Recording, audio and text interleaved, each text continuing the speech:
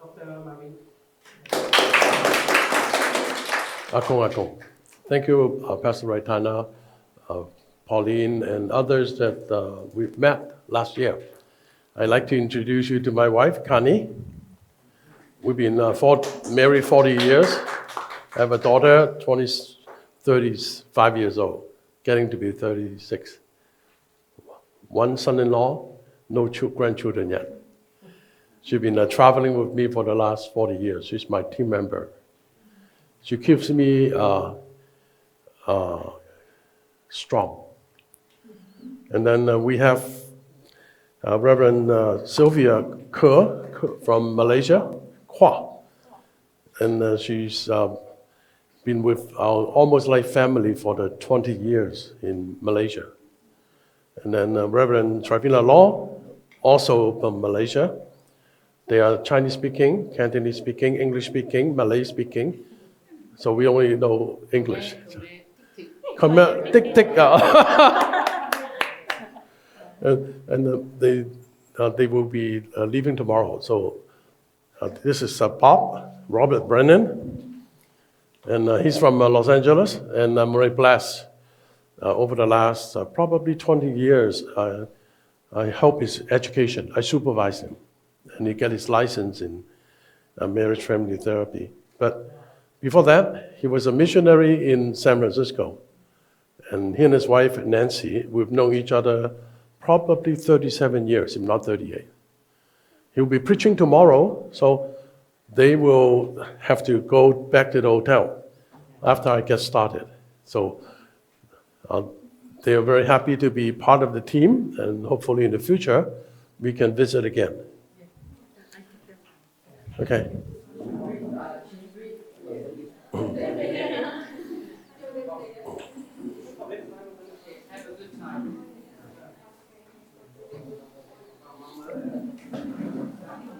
Thank you.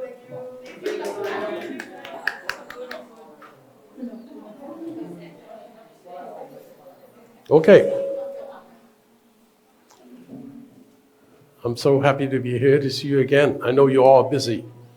And I'm also very busy, but then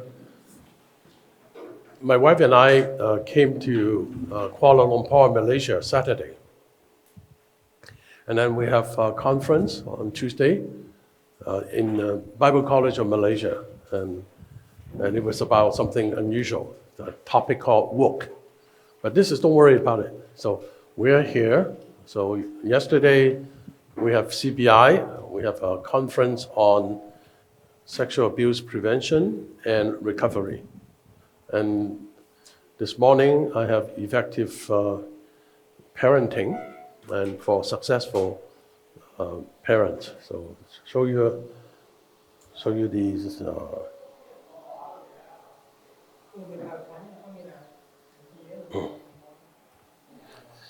So this is what we have this morning. The idea is when parents are healthy, when men are healthy, father and mother are healthy, so children become healthy.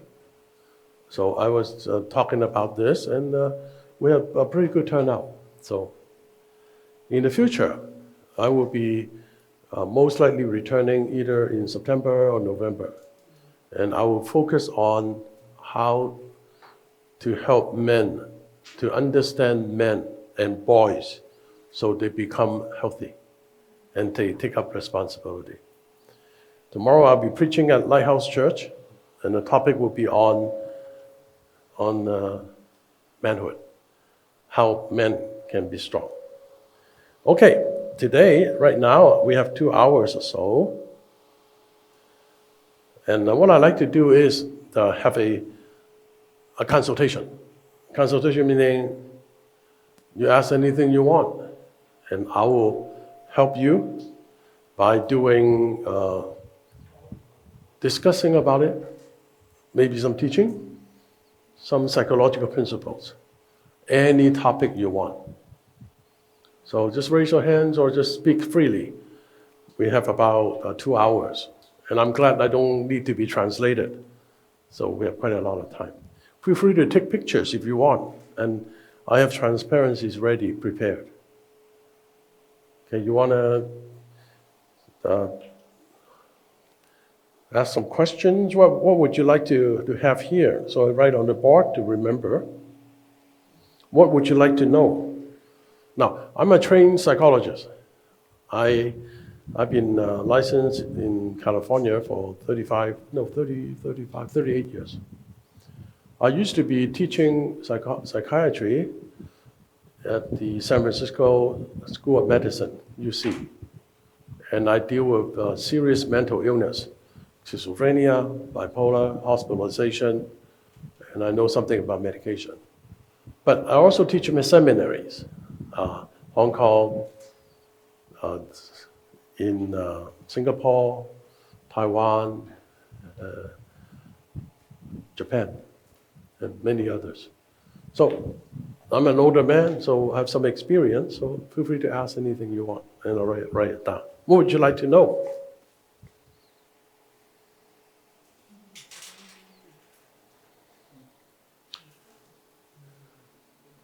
Now, I've been living in the San Francisco area for about 55 years. So you figure I'm about 70-some years old. My wife is a lot younger, so I would not want to tell you how young she is.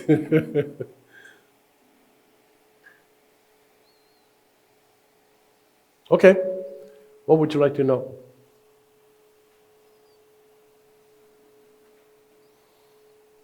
Maybe a question other people have asked you? And anything about the West in terms of leadership and management? The hottest thing right now, if you are in the news, understanding economy of the United States. My wife and I live in San Francisco, Silicon Valley, where they have Apple, Google, Facebook, Tesla cars. The latest thing is NVIDIA, making computer chips for artificial intelligence. That's about 35 minutes from where I live. So you will anything you want to know.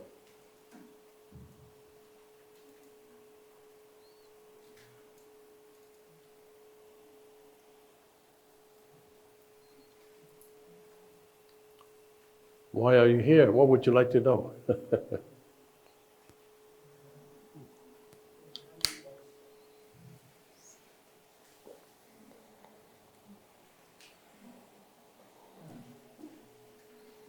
Maybe a few minutes to warm up and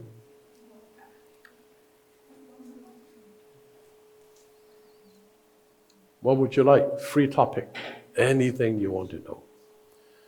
You want to know something about psychology, psychiatry, counseling, marriage and family, dark psychology, dark meaning serious illness, criminal behavior, stalkers, rapists,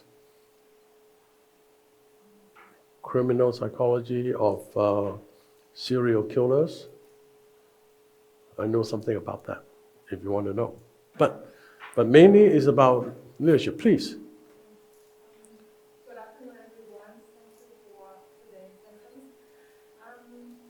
I don't think that a question, but it's kind of like we want to hear from you as the senior leader or senior pastor. If you were the same age with us, for example, like 30 or 40 years old, and how you advise to be a good leader. The first question. And the second question, as you know that we are not work at the church.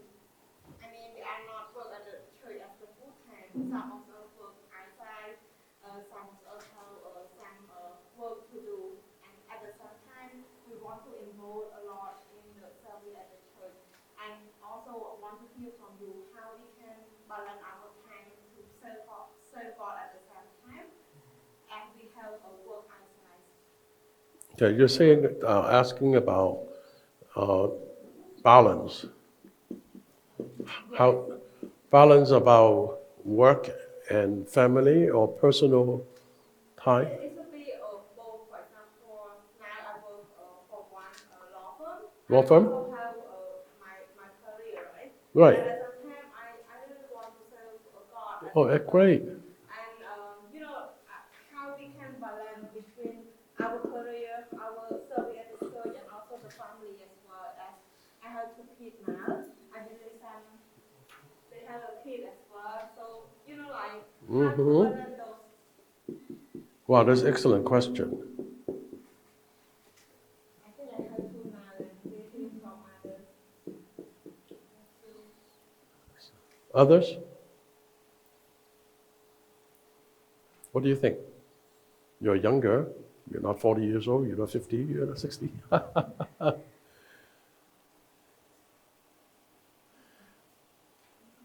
Someone? Someone else? Please, Pastor. They want to restore the topic how to construct or build up a strong team Mm. in the church setting. So we in a company, of course, they have the system to run a company, but in church also we need to have our ethics, quality, or the way we work to be effective to be effective. Okay, excellent.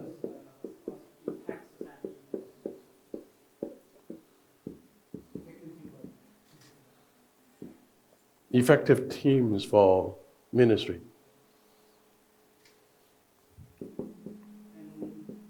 And on top of that, how to work between like the full-time worker and the lay people.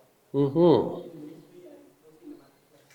Okay. How can we feel for each other? How can we collaborate all together? Okay, so you talk about full-time staff, but then we have volunteers. And this is actually the hardest there is outside of business. Church ministry is the hardest. And because we deal with volunteers, they come and go as they want. They don't need the money. They sometimes need the money, but it's not about the money.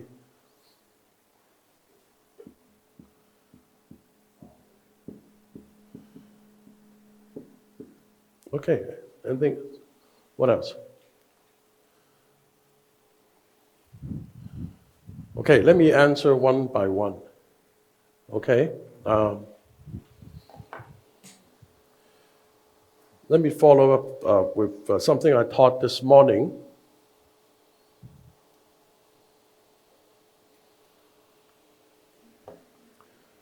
Now, I am going to, you want to take a picture, feel free to do so.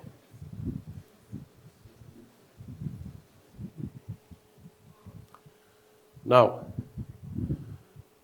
this is called there are two books here. Last time I gave you a lot of books because I want you to have the best knowledge. Now, these two books, Robert Waldinger, if you're English speaking, you can go to YouTube and there is some talk by him. But George Valiant is very famous. He retired and he gave the project to him. Now, this is about aging well for older people, but Robert Waldinger said, lessons from the world's longest scientific study of happiness. So at the end of the day, God talked about abundance, talk about happiness, joy. Then how do you do this? Now, this is a study for 85 years, long time.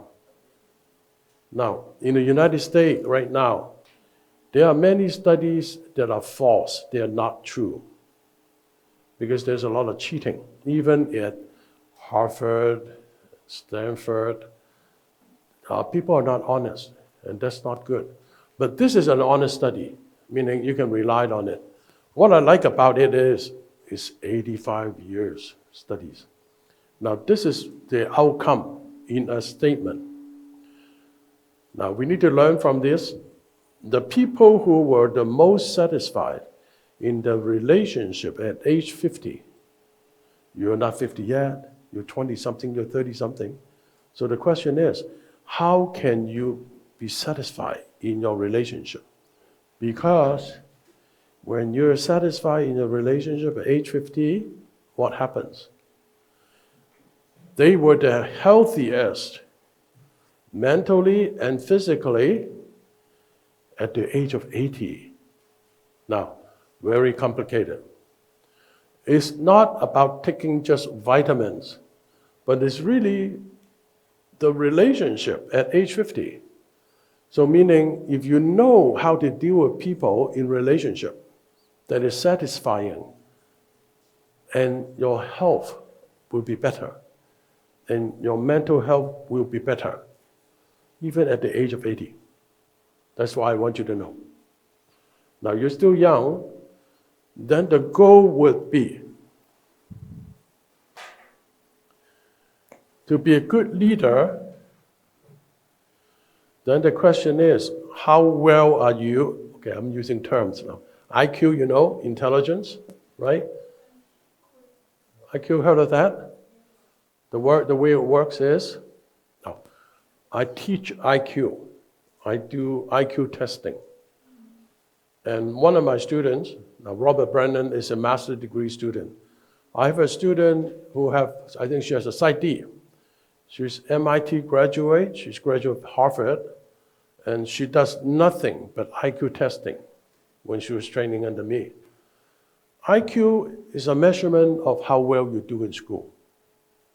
The average is 100, meaning if you have a 100 IQ, you can graduate out of high school.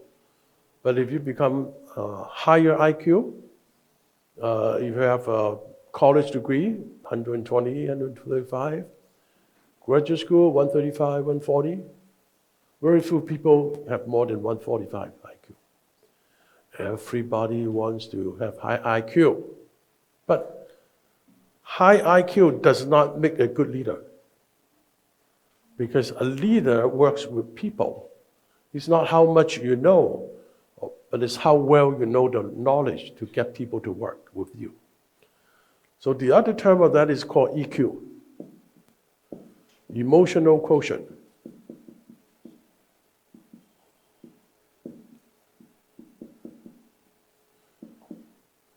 Now there's a psychologist called Daniel Goleman.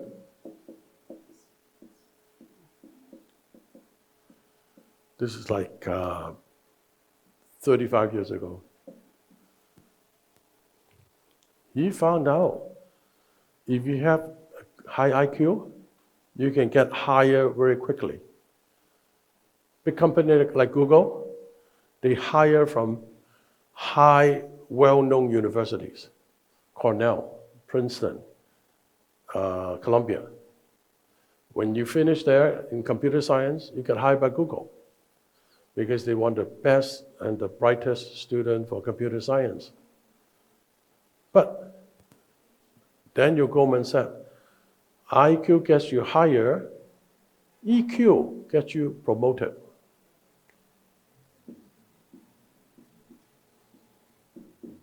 I have to say, we have a lot of Asians who have high IQ. They get hired as engineers. But the problem is they cannot become managers. Because they are so smart, but they do not know how to handle emotions and people. You understand that, huh? Especially men. Because in technology, it's really a men's kind of computer, programming and all that. So what you need to do is to be a good leader. When you're 30 and 40 years old, you will say, now, I guarantee you, you have above average IQ when you come to this church. Why? I've been around churches for a long time, 50, 60 years. I know once you become Christian and you start to study the Bible, your IQ increases. And now IQ is not wisdom.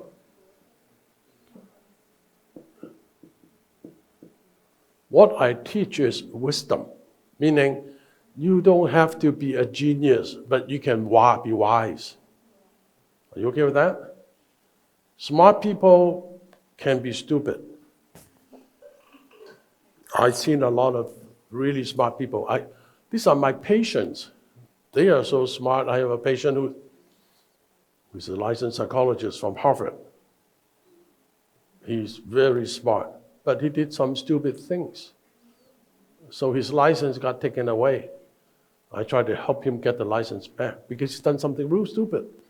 So IQ is not the same as wisdom. You need to seek wisdom. Now, my suggestion is, the Bible is the book of wisdom about love. Now, I have a doctorate degree, I teach, and then I still want to be smarter or more wise. What do? I daily study the Bible, and this is the book I read almost 4 times now. I'll show you.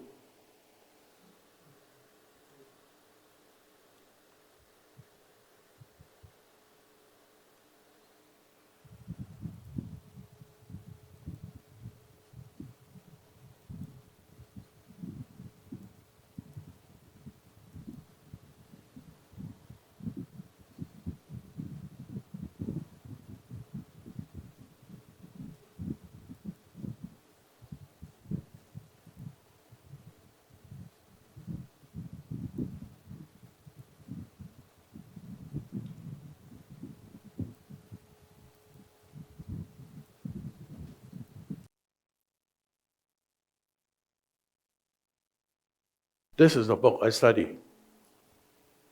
Oh.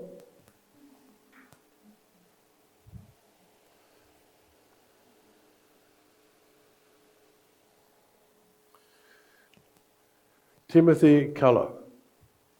Have you heard of him? Yes? Good.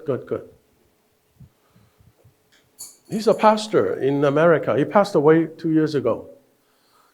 And I studied it when the book first came out 4 years ago.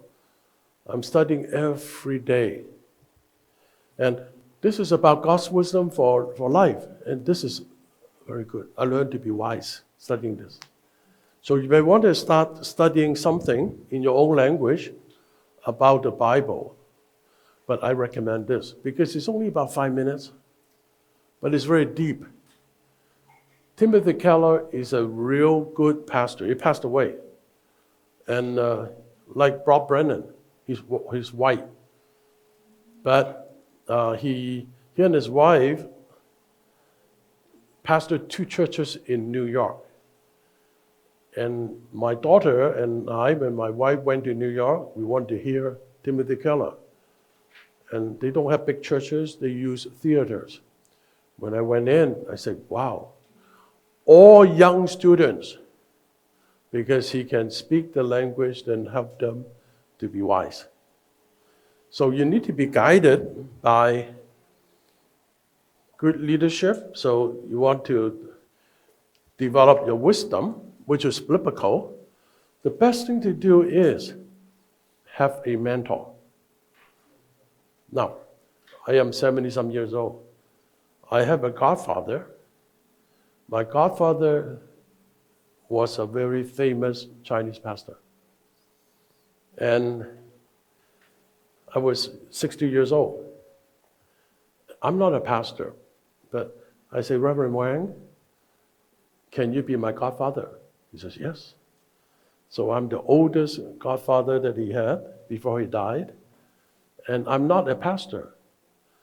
Wow. He's from China. My wife and I will visit him and his wife once a month, and we'll take him to Chinese food. He loves Cantonese food. After that, he doesn't have a house to live in. He lives in a trailer home, which is very inexpensive. And then Mrs. Wang will give us coffee to drink. Then Reverend Wang will teach me. Are you doing this? Are you doing that? Where are you going this trip? What are you doing this and that? Wow, I'm 60 years old. He's teaching me this. So there is always something to learn. Make sure you know. You have to have a teachable heart. Always learning. So this is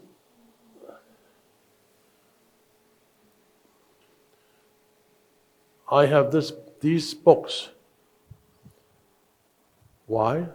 because I love knowledge. I love reading. I put them on the reader, and then when I fly, I read them. This is the latest book.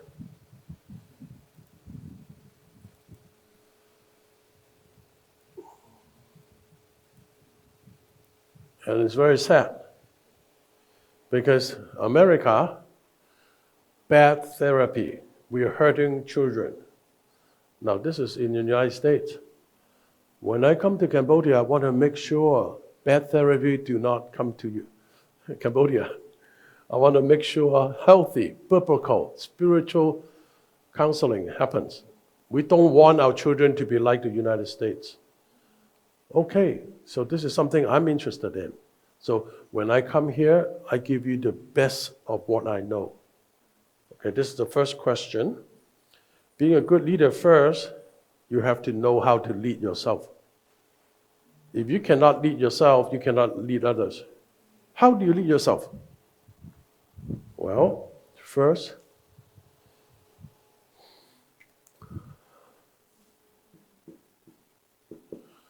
everybody wants to lead.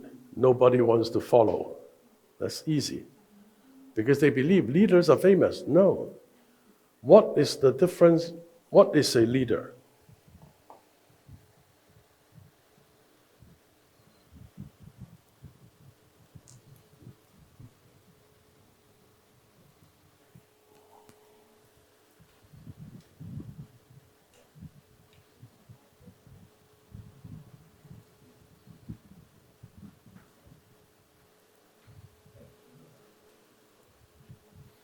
This is a leader, meaning your eyes can see far, far away.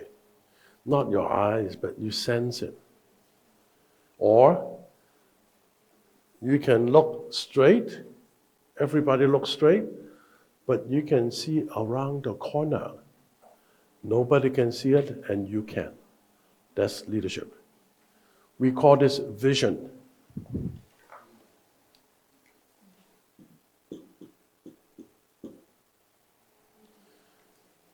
I have the two women pastor from Malaysia, my student from United States. They trust me. I'll say, oh, let's come to Cambodia. Wow, they will say, yeah, let's come to Cambodia. And they ask, why do you want to come to Cambodia? Well, I say because of 40 years ago, I was serving Cambodians in refugee camps who came to the United States. And I do not know Khmer, but we hire English translators who are from Cambodia, and I was the assistant clinical director. I was directing the therapy for them, and I realized it's so painful. The Khmer Rouge, the killing fields, is so hard, so much worse than Vietnamese. The Vietnamese have both people, but the Khmer Rouge have mass graves. It's so sad. So at the time, I realized this is a very painful experience in Cambodia. The more painful it is, the more I want to be there, because there needs to be loved. I know technology and skills and all that, so they follow me. In the future, I will come again and we'll do men's ministry. Understanding men, so women can be healthy. Women would not hurt men. Men will protect women. And I told my friend, my student, Bob, would you want to come back to Cambodia to help me? He says, yes. Vision. Cambodia has been in my heart 35 years ago. It doesn't happen overnight. It's like tofu. It's like kimchi. You put it in a jar, or fine wine. You put it in a jar, it matures, and it tastes good. 35 years later, here I am. 14 years ago, my wife and I, we started a Chinese church. She was chairwoman of missions. I was chairman of the board. I wish I was a pastor to help the church. But no, I'm just a psychologist. So we have sent a missionary. Some of you know Debbie Choi. She's from Paloma Missions, Cambodia. We have PSG, a girls' school, elementary school, also a high school, women's center, girls' center, and so on. But we are serving all women who were victims. So at the time, 14 years ago when we came, I always ask, what happened to the men? The daughters of Cambodia, remember that? Back then, they had Sons of Cambodia, Bloom's, the bakery. We all know all that. Then what can we do for men? Men are hidden. They're lady boys. What do you do about lady boys? I see. Wow. Okay, this is the definition of leadership.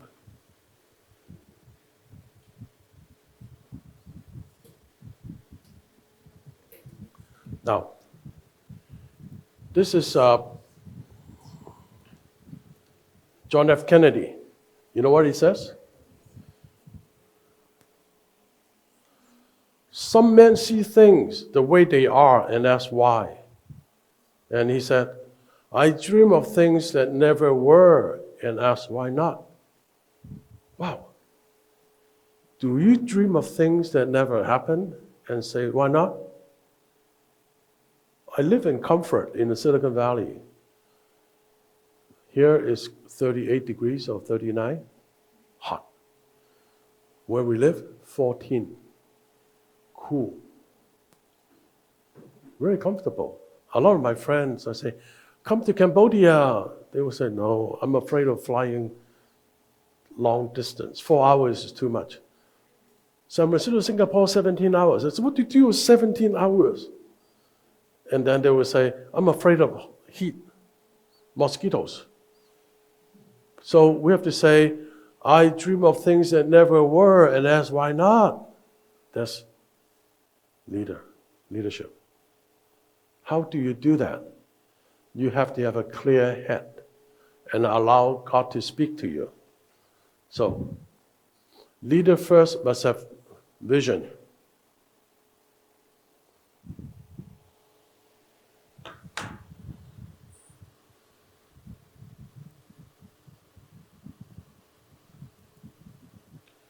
This is my godfather, Thomas Wang. He died, passed away.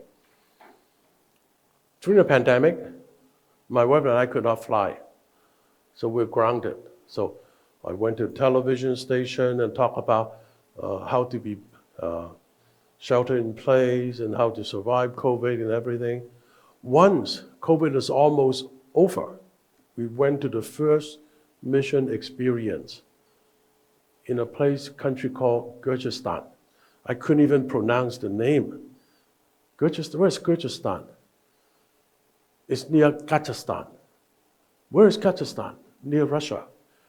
You have Russia, Kazakhstan, Kyrgyzstan, Turkmenistan, Afghanistan, Pakistan. We went to Kyrgyzstan. Why? Because we want to serve. It's the only nation that's open. And there were schools for locals, mostly girls. And I found my godfather's name there already 30 years ago. He's already there. I'm just following his footsteps.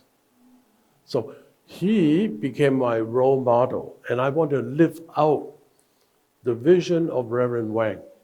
I would say, Cambodia, would my godfather approve? I think he would. Now, interesting too, he passed away. My godfather passed away. But I still have my godmother. She lives 100 miles away, 180 kilometers away. My wife and I will visit her. She's 88 years old. And she'll say, oh, Melvin, where are you going next time? So I'm going to Malaysia and Cambodia. And she says, oh, that's good. This is a good time to serve. She's very positive. And and she will ask, oh, how can I want to help you. You're 88 years old, how can you help me? She's retired, She said, I can write you a check of money. Can you spend it for me? I said, whoa. The two female pastors, this month are their birthdays. I say, Mrs. Wang, godmother, the two women that visited you 10 years ago is their birthday. You know what she did? She said, oh, she's very Chinese. She said, give them lucky money, the red paper envelope with money inside for their birthday. Wow. My wife was prepared. We have 2 empty red paper envelopes.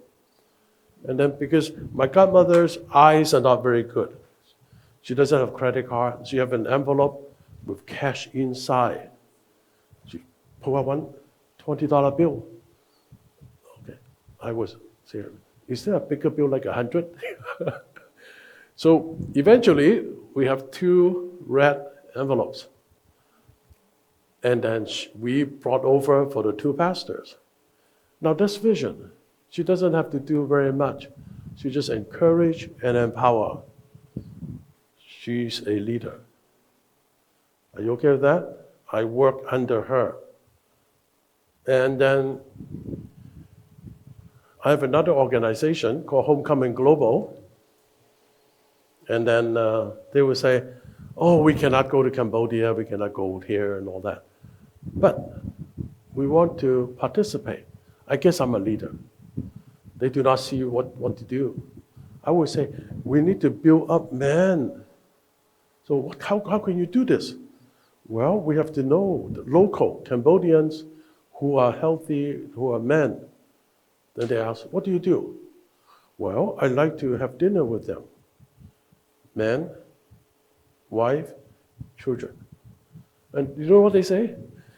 I'll give you a check. You pay for the dinner for us. So I get to eat for free. So after here, we will go. We have a two or three, actually 4 men, but one could not make it, and the family, and we have dinner together at this Khmer Flatiron restaurant on the 28th floor. Why? Because we want to serve those who are leaders. All right. Number 2. This is 240. Balancing career and family and church. Now, the way to balance is this. Balance is important. Remember, I think last time I was saying it's not either or.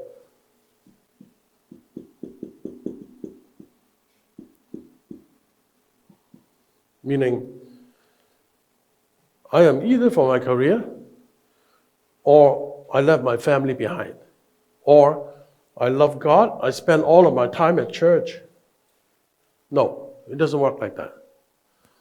It's not either or, but it's both.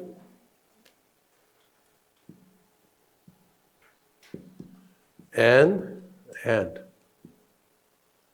That's very hard. Either or is one thing at a time. Now this is a finger, meaning I do my career first, and I deal with my family second, and then I'll deal with my church third. So if I am too busy, I cannot take care of my family. I cannot take care of my church.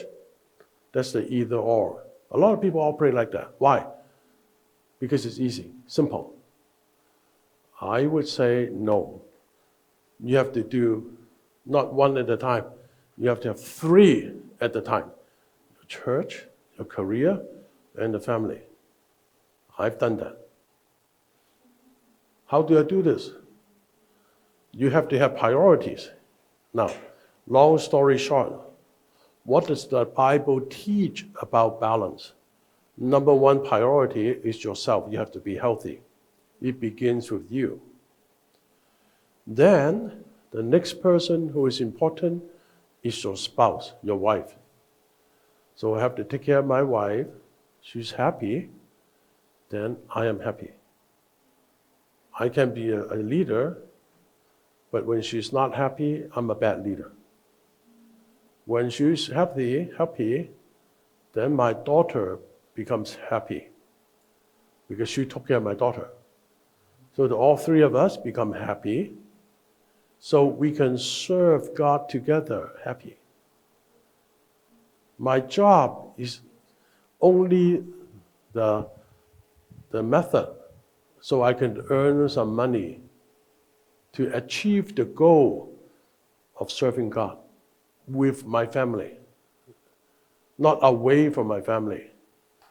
So when I travel, I always have my wife with me. Sometimes over the weekend, may not, but always overseas, she travels with me all the time. When she's with me, I feel more secure. I don't have to think about, is she okay? Is she happy? Did she eat dinner yet? No, because she's with me. 30 years ago, people were afraid. Melvin, you're flying. What if you crash and die? Oh, no, don't talk about that, I'm afraid. You know what I said? If it were ever to happen, my wife is next to me. I have no regrets. So really, wherever I go, my family is with me. I feel stable. And most people do not believe me, men especially. They will say, what a waste of money. You have your wife with you. I say, when my wife is with me, I am a better leader. I am a better man. Why? I have bad breath. She'll say, Melvin, you have bad breath. You won't tell me that I have bad breath, right? She'll say, smelly, not good, not good. She tells me. But you're polite, you won't tell me, right? So she helps me to be healthier. This is just one example. So the priority is this. You first take care of yourself so you can take care of your spouse. Then the job that you have is only to pay for things in order to serve God effectively. That's the priority, that's the balance. Some people cannot balance three together. I do. For example, I do what it's called private practice. I see patient clinics and all that. I end at 7 p.m. My dinner, I go home at 7:30 for the last 40 years, no exception. But most people want to see me after dinner. If I want to make more money, I will have evening hours, but no. My evening hours is for my wife and daughter, 40 years. So my daughter grew up, I think she's quite healthy. But I gave up a lot of money not earning the evening appointments. Weekends, I don't work. Friday, I don't work because I'm preparing for the weekend for the church. So my income could have been doubled have I not served church and all that. But why? I have enough to go on. I am fine. So right now I'm working 3 days a week. So Monday, I have time for pastors. Friday, Saturday, we travel. This is how we balance it. And I want to be sure that I'm healthy. So wherever I go, a mass. Right? Because Trifina and Sylvia was here about a month ago. They caught COVID again. So I learned, so I wear a mask. I wear a medium mask. This is basic mask. This is a mask I wear on the airplane, N95. Why? When I'm healthy, I can be more effective serving. I have an air purifier here. Not that you guys are sick, no. I want to be healthy, and I don't want to pass my germs to you too. So I have to take care of myself. My wife takes care of me, but I take medication, I see the doctor, make an appointment for myself until I cannot do it anymore. So career, family, church is a balance, but it has to be both and. So you have to set priority. Which is more important, which is second, third, more important. You can pick and choose, but there's always a cost. So instead of making twice as much money, I make less. But more money doesn't equal happiness. But it's easier. Luxury life. The shirt may be $100 US. Wow. Ferragamo or whatever, I don't know how to pronounce it. But I pay 15 for this. I'm comfortable. I'm okay. I don't have to wear Louis Vuitton or something. No. I am comfortable. Okay, here. So we have to think both and, which is more difficult. If you're able to do that, your EQ will increase. If you become simple, your EQ will not increase. All right, so effective team ministry and staff and volunteer. Now, so actually, I have this in mind already for this trip.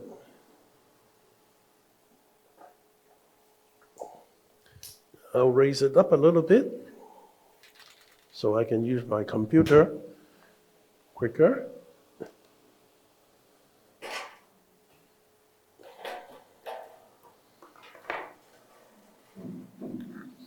Can you tighten it for me, please?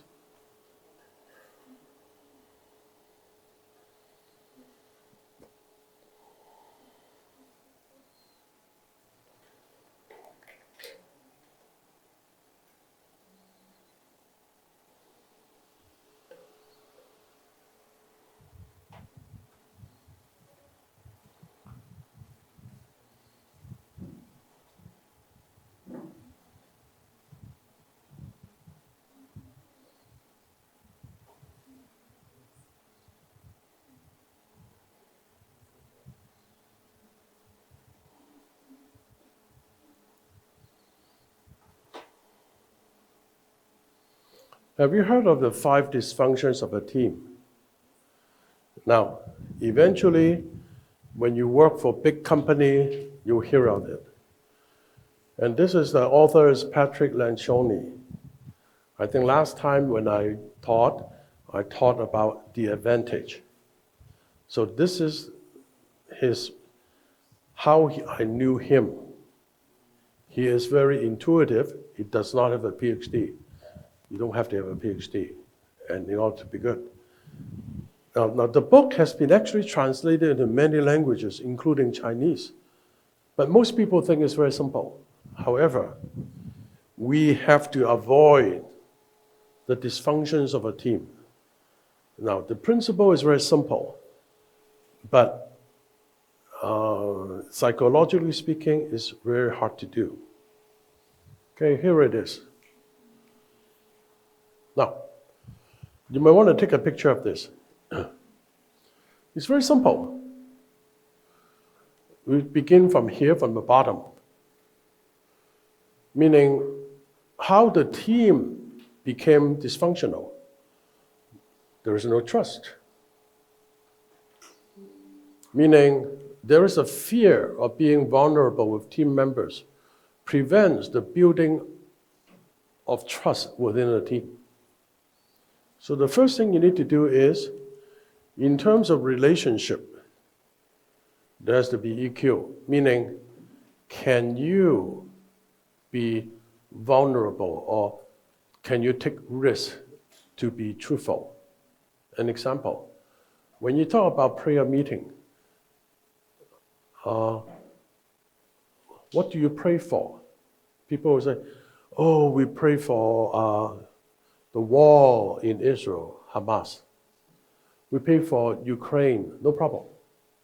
Can you say, can you pray for myself? I had a conflict with my wife this morning. Can you do that? So, no, it's very embarrassing. But if you can do that, other people can say, yeah, pray for me and my son. We have conflict last night. Oh, meaning they can trust you, they can talk about things that can be embarrassing. And when you can do that, it is called being vulnerable. When you become vulnerable or risk of losing faith, trust happens. For the relationship to work, for the team to work, there must be trust. Trifina, Sylvia, Bob, Connie, and myself, we have trust. Meaning, we don't cheat, we don't lie, we are very direct. This morning, 8 o'clock, we were at the hotel entrance. I don't have to remind them, oh, you're late. No, everybody's on time. Everybody on time and remembers. So we have trust. But when you don't have trust, then what happens? We are afraid to have conflicts. The desire to preserve harmony, but the harmony is not real. It just face, pretend everything is okay. Because we are afraid to have conflict. The desire to preserve artificial harmony stifles the occurrence of productive ideological conflicts. This is very complicated. Meaning, I am afraid to tell you the truth, so I don't want to tell you what I think. Because I don't think you will like me, so I don't tell you my vision. So, Bob Brennan from the United States, yes, he and I have a lot of trust, so I tell him what to do. But there are leaders that I know, I would not tell them where I'm going, and even if he would give me money, I would not take them, because they are not trustworthy. I'd rather for them to give the money to somebody else. But Bob Brennan, I trust him. He's been with me for 37, 38 years. Wow. So the fear of conflict is the result of the absence of trust. So you are smart. So the thing to do is how do you reverse this? To build up trust so we are not afraid of conflicts. But the problem is, when there is conflict, what can you do about that? In the future, I can teach you now conflict resolution and the psychology of negotiation. I actually taught that a month ago in Silicon Valley. We have a Chinese pastors training. Conflict resolution, skills, and psychological principle of negotiation. Meaning, don't be afraid of conflicts. We can prevent conflicts. We can resolve conflicts. Even when we don't agree, we can negotiate. Okay, so when I'm afraid of conflict, I don't want to commit. This is the reason why certain churches, when we have volunteers, they don't want to commit because they're afraid to be wrong. They're afraid to not be appreciated. So lack of commitment means the lack of clarity or buy-in prevent team members from making decisions they will stick to. So when we have meetings of the team, they say, oh, do you do this? Do you do this and that? They will say yes, but they do not follow. After the meeting, they have a meeting downstairs and talk about it. Oh, that meeting. Why? Because they cannot be authentic. So volunteers like that, they would not feel the volunteer time is worth it because there is a lot of conflict within the team. So eventually they get burned out and not come back. So we need to learn how to resolve conflicts. Basically, to prevent conflict is the best solution. But how do you prevent conflicts? You can do that. I can show you how in the future. Then, when I don't make commitments, then there's an avoidance of accountability. Don't blame me. I did not say that. I did not say I'm going to do this. So you say, volunteers, can you do this? I said, I'm not sure. I don't know. I'm afraid to do anything because I don't want to take the blame. Wow. So they're very scared. That's not a good team. That's the avoidance of accountability. So when you do that, then the results, there is an attention to results. The pursuit of individual goals and personal status erodes the focus of collective success. Now, I was born and raised in Hong Kong. Now, you remember, Hong Kong was British. When I was a boy, when I went to Canada, I carried a British passport. Then Hong Kong went back to China. China is Hong Kong now. Now, you know, in China, when they build hotels, they look very good on the outside, but the inside not very good. Because the communist system is, I don't know when you're going to betray me. You have the Cultural Revolution. It's not exactly like the Khmer Rouge or killing fields. It's really about smart people not being killed, but rather chased away to the wilderness. So people don't want to do that. They don't trust the government. So when they don't trust the government, they're afraid of having conflicts, and they don't want to commit, and they want to avoid accountability. Don't blame me. So the result is, whatever Chinese made is not reliable.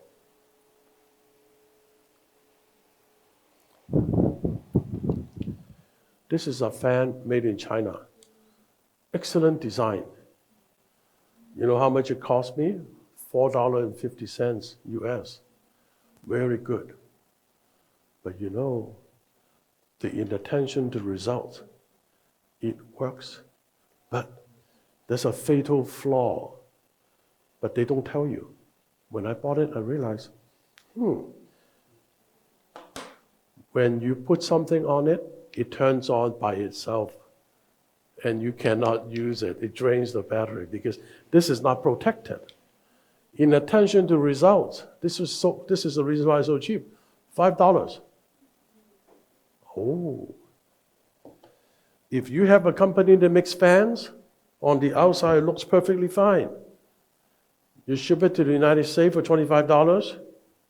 People buy once, they don't come back because inattention to results. That's why I can buy it for $4, $5, knowing it has a flaw. I love this kind of fan because it's lightweight, it travels with me. I bought one, it would not even turn on. It was dead on arrival. Like an ambulance. So I return it, and I buy another one. Oh, that one worked, and this is the one. I said, oh, but there is a flaw here. But for $5, it's still worth it. So I bought another one. But they're also dead on arrival, so I have to keep returning. I returned 4 of them, only one worked. But there is a thing here that did not get corrected.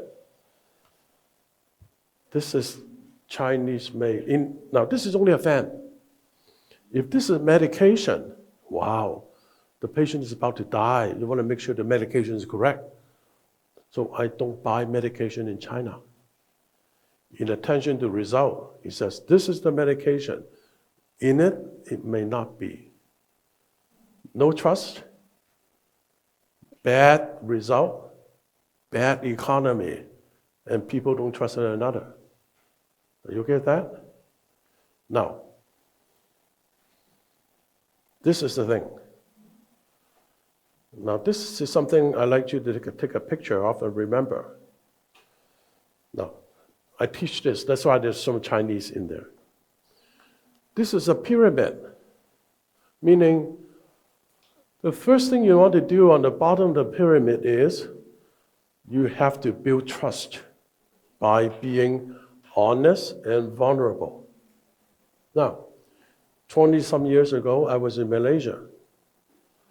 The two pastors there, Trifina and Sophia, you cannot tell, but they were victims of sexual abuse.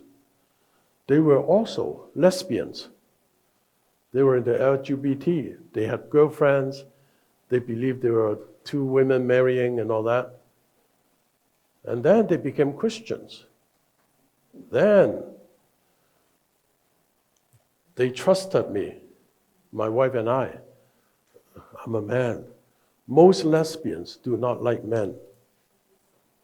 But because my wife and I can be vulnerable, we share our weaknesses. They trust us. So we have trust. And then we are not afraid of conflict. They will tell me what's right, what's wrong. I listen to them. An example would be Trifina. Yesterday, she said, well, when my wife and I went to Malaysia, we will try to pay for dinners. She said, in the future, it would be better if you give the donation to our organization. So our organization will pay for the dinners. Instead of for me to fight over the bill, let them take care of it. I listen. So we're not afraid of conflict or differences. So we have commitment. So how do you make commitment work? You have to make sure there is clarity and closure. What is closure? You talk about it. Do you like it? You don't like it? Why? I like to know. Instead of saying, you must like it, because in communist country, the boss is always right. The chairman is always right. No. In healthy terms, with healthy teams, everybody can speak freely. You don't have to agree. But you don't have to agree doesn't mean that you cannot work together. Now the problem is, some people will think either or. Either or meaning, if you don't agree with me, you are my enemy. If you agree with me, you are my friend. No. You're stronger than that. You say, you don't have to agree with me, but you're still my friend. Because you're confident, you're secure, you're mature. You can both and end. There's something I don't agree, but it's okay. Like picking the best time to come to Cambodia. We want it cool. So this time of the year is very hot and very, very hot. It's still very hot. But I still want to come. Because the heat is not the issue. It's the opportunity and the people under the Pastor Ratana and CNEC. And we come not because of the weather. We come because of the people. So we have to make sure there's clarity and closure. When I knew I was coming to Cambodia, I would say, Trifina and Sophia, join me. Within 30 minutes, they said yes, they're committed. I don't have to worry about whether they're going to change their mind. But the thing is, this time they came. But 3 weeks ago, they were already in Phnom Penh. Yet, they still want to come back. So, because once we promise, we'll deliver. So they are good team members. I think they are good team members because I honor them. Because I'm reliable. I never lie to them. When white is white, black is black, no excuses. Now remember, they were former lesbians. Lesbians don't like men. So for me to earn the trust means that I have to be vulnerable and we can talk about conflicts, we can debate on things we don't agree with, we can make sure our mission is clear, what we do. And you don't agree, let's discuss until there is closure. Instead of say, okay, this is the way I want, you have to listen to me. But then people don't follow up. That's why volunteers are so hard to deal with. They don't have to listen to you. because you don't pay them, or they don't want you to pay. It has nothing to do with getting paid. Then, accountability. When they feel committed, they are accountable. So we can confront difficult issues openly and not hidden. Then we can focus on the results, and we focus on collective outcomes. So when Bob Brennan from Los Angeles, this is first time he is in Phnom Penh and first time in Malaysia, he asked me what to do. I said, well, you have to prepare your PowerPoints. He says, okay. I know he's a professional speaker. He's a professional trainer.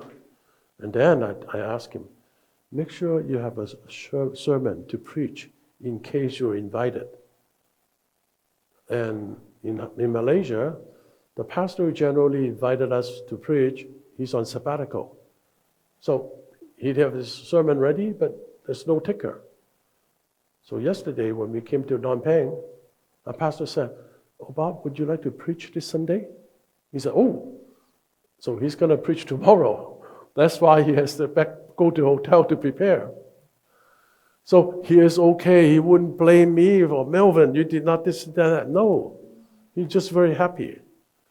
So the result and the outcome is positive because our team is healthy. The other thing too. Now, this is very simple. Because you are healthy, you have life, so your team can grow. When teams are not healthy, when you're not healthy, your team does not have life and it cannot grow. Now, you will say, well, what about Google? What about Apple? What about Tesla? They grow so fast. Yes, because it's about money. So people want to make a lot of money, so they work day and night. But at the end of the day, are the people healthy? No. No.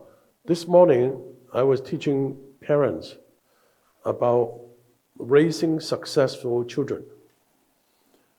And then I said, well, success means you make a lot of money. I live in Silicon Valley. Facebook or Meta is only 15 minutes away. Tesla, 10 minutes away. Apple, Google, 20 minutes away. NVIDIA, the chip making company that is making billions of dollars because of AI, artificial intelligence, 35 minutes away, everything. So we make a lot of money. Are people happy? Well, during the pandemic, this morning I told a secret, but it's very, very sad.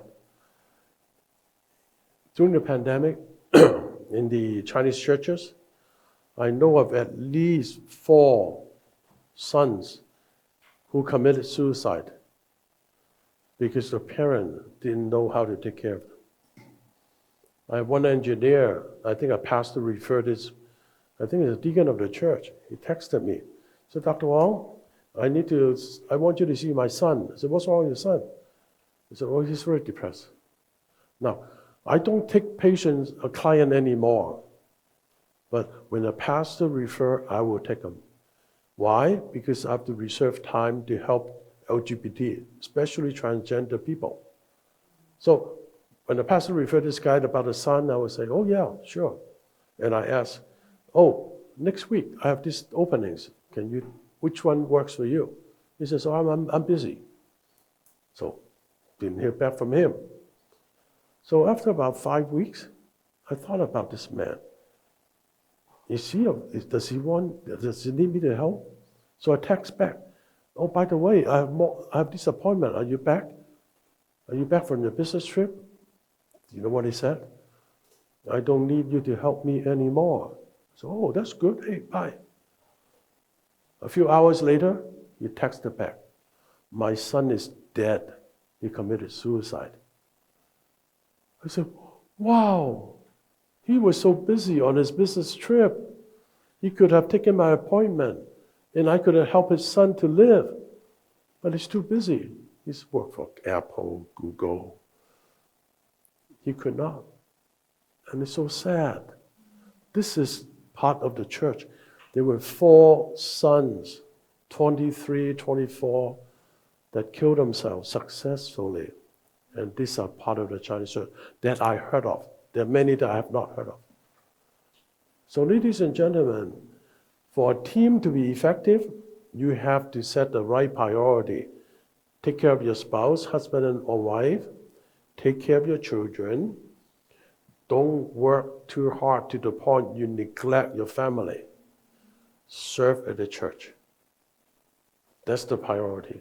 And this is the 5 dysfunctions of the team. Now, you don't have to buy the book. My suggestion is you go on YouTube and look at Patrick Lencioni, 5 dysfunctions of a team. There are all kinds of videos on it. And this is the principle. Now, this applies at church too. And this is especially important for communist countries like Russia and China, because there is no buy-in. This is called artificial harmony. Everybody gets along, but deep inside, they don't get along. Give face. Don't lose face. That's artificial harmony. Okay. I still have time. Okay, let's see what else I can do. I want to take a picture of this. You can find this on the internet too. This is clearer because this is a foundation, like a pyramid.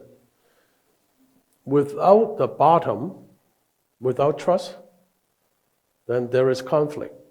With conflict, there is no commitment. When there's no commitment, don't blame me, no accountability.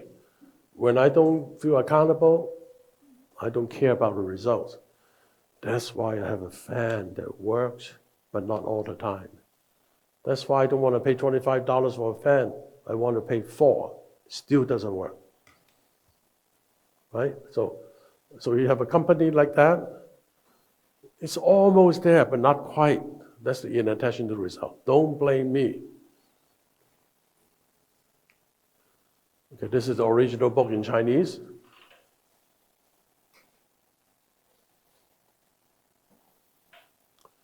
All right, so I'll pause here to see. I'll pause here if you have any other questions and comments. We have 45 minutes more. So we end, was 2, 3, 4 o'clock? 2 to 4? Okay. 45 more minutes. How can I be helpful to you?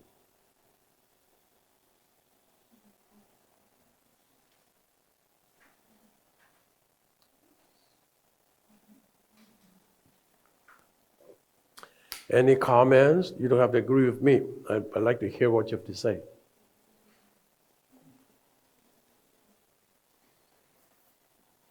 Well, while I'm at it, I want to recommend this book.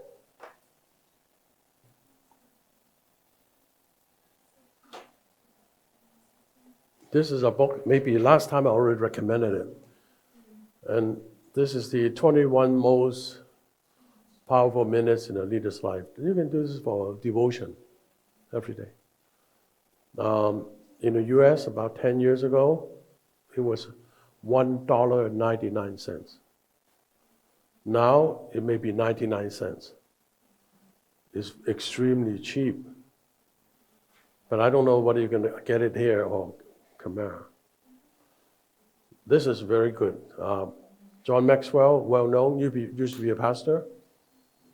And if you are a preacher, the contents of this can become a sermon. Now, last thing. John Maxwell had this book called The Difference Maker. What is a difference maker? What he's saying is this: making your attitude your greatest asset. In other words, how do you lead with vision? You can balance everything and become effective as a team leader because of your attitude. You have to be respectful, responsible, trustworthy. Very easy, but hard to do. Okay, I'll pause here.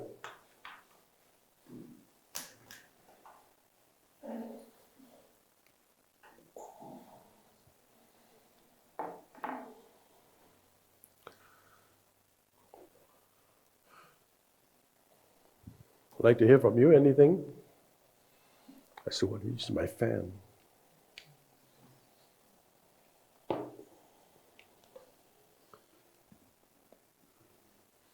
You know why I want to use my fan? When my head is cool, I can think more clearly. When I'm angry, I don't think clearly. When I'm stressed, I will forget my birthday. Right? It's probably have went through that. I forget my phone number. But when I'm calm, I remember a phone number. So that's why I bring a fan. When my head is cool, my mind is clear. When my mind is clear, I can respectfully honor you and have good attitude. Simple. I get a fan for $5. You have a fan too? That's why I like this room, because it's air conditioned. Please. And I have a follow-up question because you have mentioned that the computer has to know how to read yourself, right? right. Then my question: how to commit our goal? For example, most people they say that the person that we like is ourselves. We mostly focus on our goal, and then how to commit it to be you know my question, right? Let me try to rephrase my. You were saying that how to lead myself so I achieve my goals. Yes. For example, I think I used to have my resolution for each year, but sometimes I write myself. For example, my target, I have to read the book. For example, like 20 books per year. That's my target. But at the end of the year, I can read my target only 5 books, for example. So how to get up to 20 books, as I said, as my resolution. Okay. Now, setting personal goals. Now, what I'd like you to know is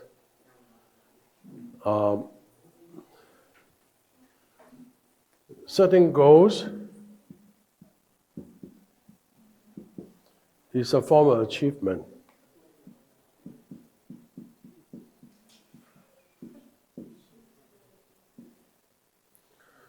Now, I would recommend you don't have to set goals.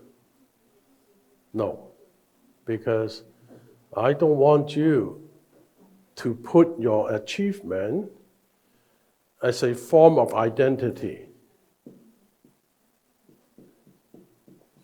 This is like legalism, meaning performance.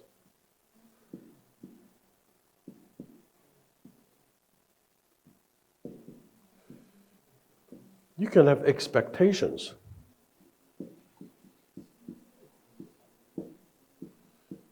You can have hopes.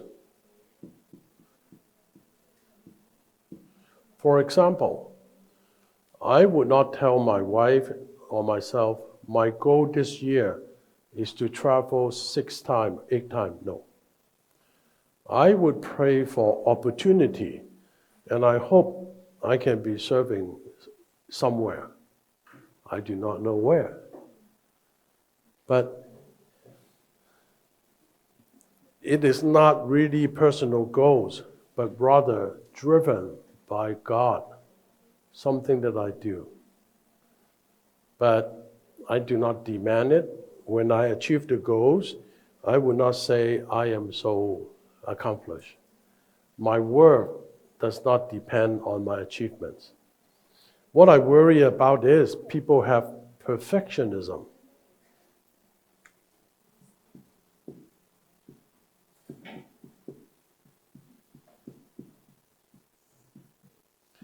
In Asian countries, if you go to study missions, Asians are shame, honor.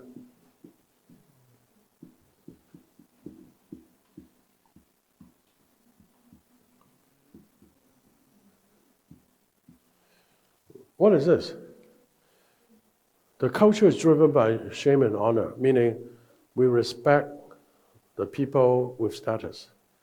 Old people with respect, honor. But if you don't get the honor you deserve, you feel you lose face. So in order to take away the shame, you want to prove that you are important by achieving your success.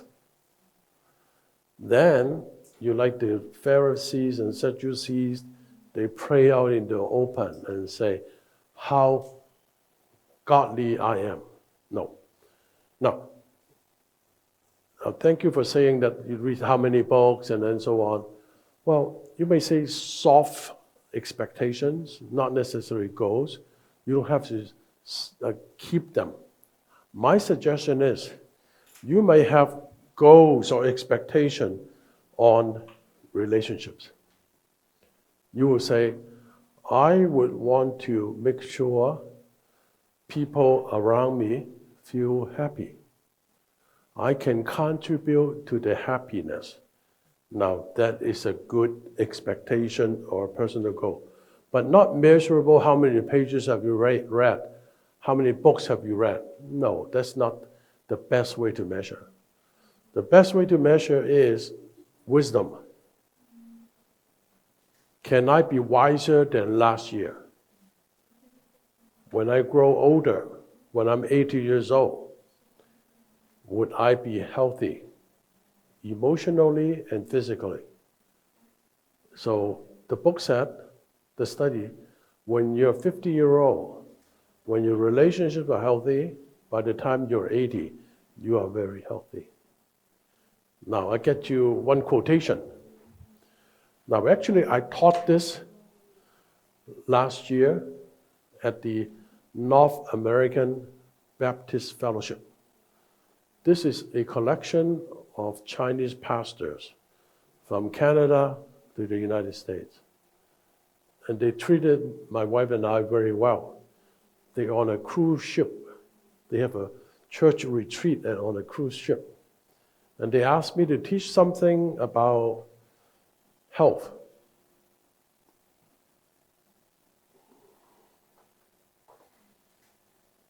So I show you this.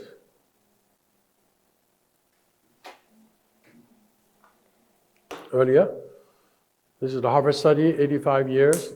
People who were the most satisfied in the relationship at age 50 were the healthiest mentally and physically at the age of 80. Okay. Now, so let's look at one research. This is a woman. This is the creation. This is the question. The Harvard study, there were 8 days of interviews, 2003. What is the secret of aging well? The woman's name is Harriet Vaughn, age 80. You know what she says? Happiness. How do you age well? She's not saying, I have enough money to retire. No. She says happiness. Number 2, caring. Do you care for others? Do others care for you? Watch what you're eating. Don't eat too much ice cream. The Americans have big fat bodies because we indulge. Things are cheap. Trying to eat out and do a little walking. In Cambodia is very, very healthy. You walk a lot.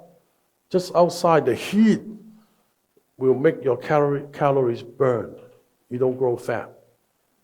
Just a little walking or exercise, have friends. It's good to have friends. That's all. This is 80-year-old Harriet Vaughn. And this is her wisdom at the age of 80. I want to say, am I happy? Am I caring for others? Do I feel cared for? Do my wife care for me? My son-in-law, my daughter care for me? Yeah? Okay. Do I watch what I'm eating most of the time? When I come to Cambodia, I love Cambodian curry. I ate too much. I don't eat KFC as much, but I try to stay away, and then try to go out and do a little walking.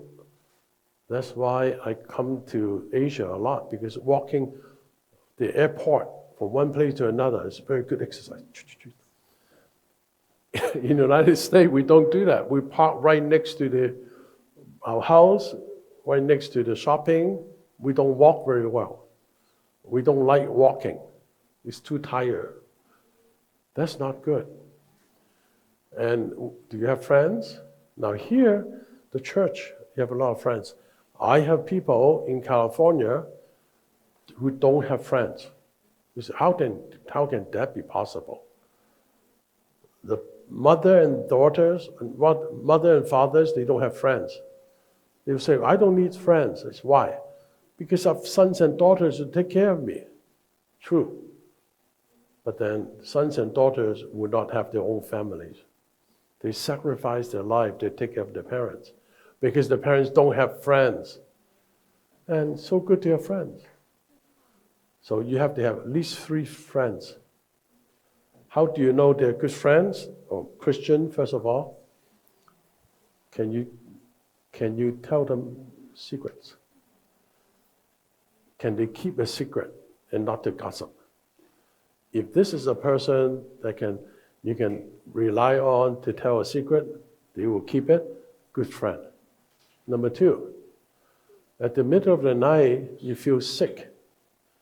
Can you call this person to help you, to take care of you? That's number 2. Number 3, when you move from one house to the other, can that person come to help you? Or, in an emergency, can this person loan you some money and you repay them? This is a definition of good friends. All you have to do is have 3. So, I'm married, so I have 1 already. To have 2 more friends. Yeah. I have friends that love me and care for me, so I think I'm okay. I hope I'll live to 80. I have 7 more years before I become 80. So you know how old I am. But I think 7 more years, I think I'll be healthy. I take my medication, I track my blood pressure, I don't drink too many sodas, and I walk around, and so that's how it is. Any comments or questions with this? This is the end game, meaning at the end of the day, it's about relationships. C or P, that I mean the response of that person, Mm-hmm. C or P, I mean She, Harriet. Now, I have to admit, I'm a man. Men have harder time of making friends. Women have an easier time making friends. That's why in the future, when I come to Cambodia, I will have seminars or trainings on understanding men or healthy men movement. Because men have to take care of ourselves, so the women that we love feel taken care of. Men generally, we do not know how to socialize as much. Women generally do. so it can be possible that the male will respond differently. It can be possible for men.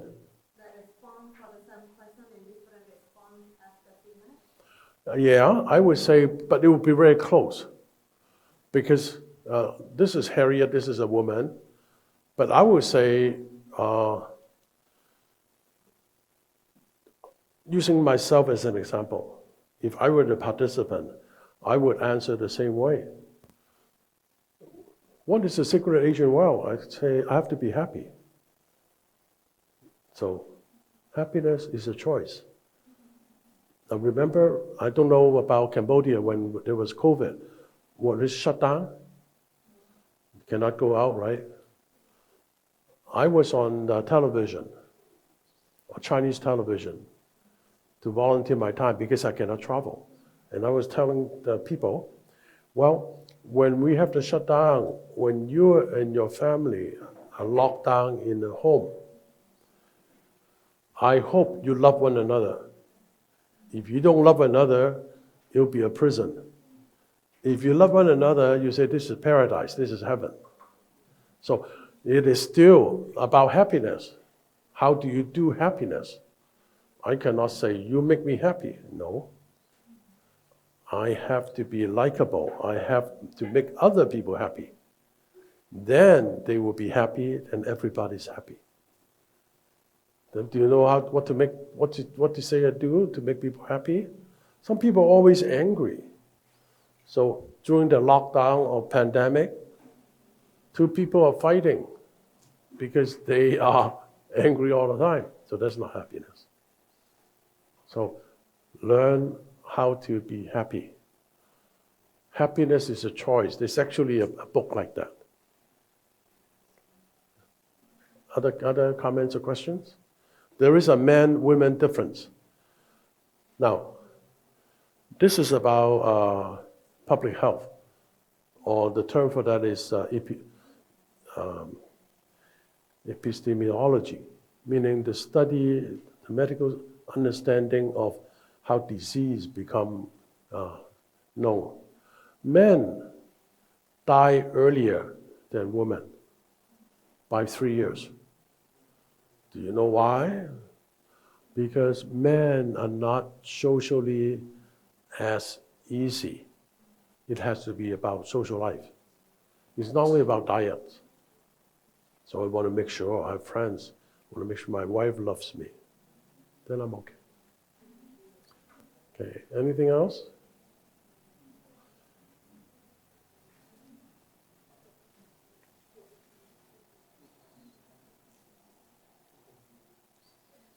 Now, while I'm at it, this is more advanced. Now, this is the latest book by Peter Attia. He's a medical doctor, but he learned about American medicine, and he says the science and art of longevity. How can you live long? Number one is, when you are happy, you want to live long. When you're unhappy, living longer is miserable. You understand the difference? So, knowing how to be happy is very wise. He said, we can live longer and we can live better for longer. So this is what we need to do. We need to live better and longer. So the longer life you have, the better you feel, and not the more miserable. So there is something called health span, right? Now, he used the term health span. How can your health be the same as your life? The longer you live, the healthier you are. Wow. I've been using hearing aid for 10 years. My eyeglasses, my teeth are falling out. Whoa. This is the facts of aging. But I don't mind wearing hearing aid. There are men who are afraid to look old. They don't wear hearing aids. So when people speak, they say, what? And people are so frustrated, especially their wives. Can you wear hearing aids? They say, no, it's very shameful. No, I'm not ashamed. I tell people, I wear hearing aids. So lifespan, how well do you live is the thing. You need to minimize cognitive decline, meaning the older you get, you cannot be more stupid. The older you get, the wiser you are. That's not easy. Because our brain cells die. Then what do? When you want to be healthy, you want to exercise, right? You want to run, you want to play ball, lift weights, right? So you become healthy. What do you do with your brain? Hit it? No. The more you exercise your brain, the healthier your brain is. Remember, your brain is like a muscle. The more you use it, the stronger it gets. Now, this is, my daughter will make fun of me. She says, Daddy, you don't have muscle here. I said, no, my muscle is here. So when you say goodbye, this is the muscle swinging. So this is not healthy. But have you exercised your mind? And you say, how do you exercise your mind? Reading. Make sure you do a lot of reading. Paper or electronic books. Why? Because when you read, now, ABCD or Khmer, ABC, whatever it is, when you read that word, your mind will interpret that word into a picture. Now, watching TV, McDonald's, KFC, you don't have to imagine a picture. It's there. So your brain doesn't have to work very hard. That's why when you're tired, you watch TV, you fall asleep. Everything is done for you. You don't have to use your mind. But when you read a book, you have to use your mind. So the best thing to do is read a book. Reading. Watching television, not too much. But you want to watch analysis. Now my wife and I, that we live in the United States, we're Chinese speaking, so we worship on Sunday. After Sunday worship, what I'll do is watch news analysis. American Broadcasting Company, they have 48 minutes of this week's news and analyze it. And I want to hear what to say. But this is ABC. It's only one kind of news. You have to realize news or newspaper is a business. So it's run by money. It may not be fair. So we are not naive. So I watch ABC. And then I also watch Fox News, which is more Christian. I compare the two. Wow, very different. And then I watch Chinese news from Hong Kong, not from China. Because I don't believe, China news is not reliable. I watch Hong Kong news. But not from Hong Kong, but from San Francisco. So I like to analyze. My wife and I will talk about it. And then I know what's going on. So today when I come to see you, I will say, well, NVIDIA is making a lot of business into the billions. If I live in a cave, I wouldn't know what NVIDIA is. I don't know Intel. But I am 70-some years old. I still know what's NVIDIA. I know the CEO, Jensen Huang, the name. But my wife would say, how come you remember all the people's names? I'm exercising my brain. But notice, I don't remember my people who mistreat me. People who say, you are my enemy, you hurt me. No, I don't let them control me.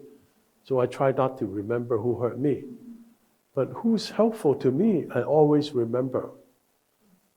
I exercise my brain. So I will ask, is there anything I forget? If you forget something, you don't know what you forgot. But I want to make sure that I am keeping up. Are you okay with that? This is how I operate. This is mind exercise. Number two, the older I get, hormones, bone density, I have osteoporosis, which is the calcification of the bones, part of aging. You cannot reverse it. So I see my doctor and say, what can we do about that? He says, you have to have 1,000 milligram of calcium with vitamin D. I take that. I hope my bones are still strong. I won't break my bones when I grow old. So these are things you have to take care of yourself. So cognitive decline, and there is actually a food supplement to help you with your brain development. I'm not here to discuss this in the future. You're young, you're still okay, but you start early. My father died of Alzheimer's, dementia, when he was 93 years old. So I would say, when I become 80-something, will I still be healthy? Will I be stupid? I don't want to be forgetful. So I took food supplement 20 years ago. So I think I'm still able to be sharp. Everybody asks me, well, Melvin, are you going to retire from your work? I say, eventually I will. So when do you retire? I would say, when I don't think as sharply as before. Because I owe the people that see me my best. So I am sharp, meaning I know what to do, I know what to say. I'm okay. I'm not retired. But how old would you retire? I say, I don't know. When I lose my mind, or no, when I start to slow down, I realize I'm not as sharp, I'll quit. But I'm still in ministry. I still do things that honor God. This is my plan. Thomas Wong, my godfather, this is very funny. He was 90 years old, and I was his godson. And we were having meetings at his office. And we're saying, Reverend Wang, you're 90 years old. Can you not retire until you're 100? He says, really? No, I'm going to retire. And then he took me aside and my wife aside. He says, oh, because I'm 90 years old, I have to renew my driver's license.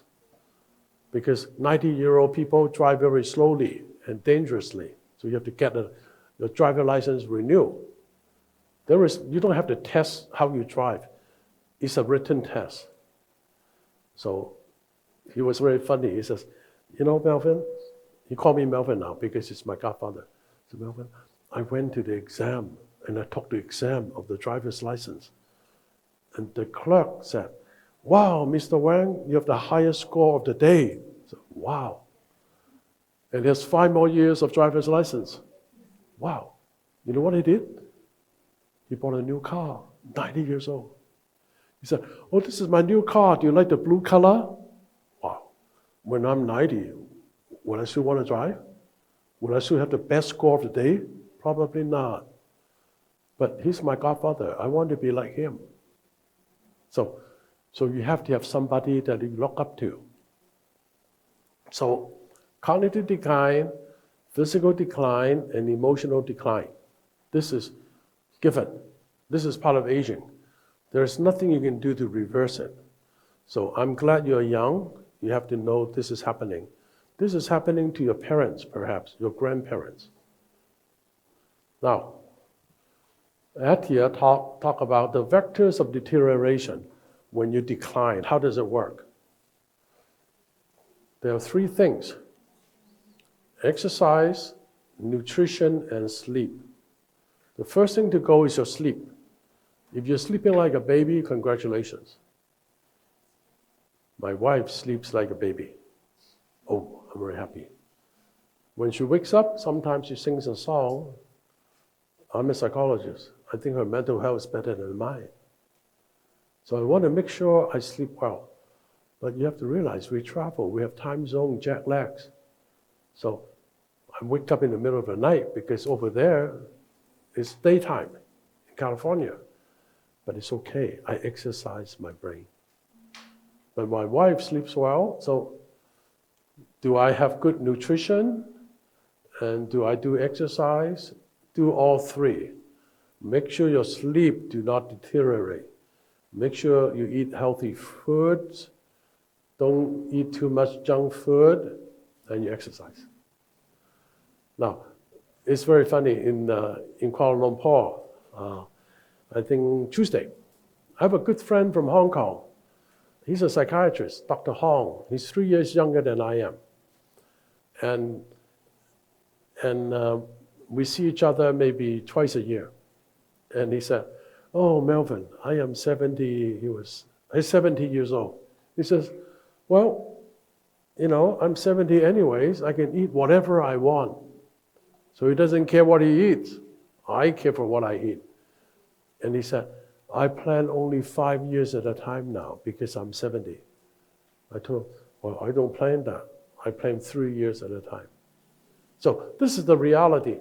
So emotional health is the other ones. So these are things that you need to take care of.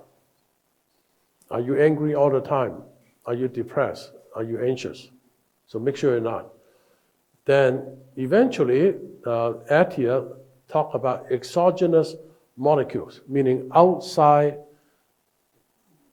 molecules or chemical, medication and vitamins. Take those. Bob Brennan, when we're having breakfast, he took out his backpack. There's a plastic bag of food supplements. That's a lot. But I'm glad he's taking care of himself, using what he knows. I study what makes people's life longer.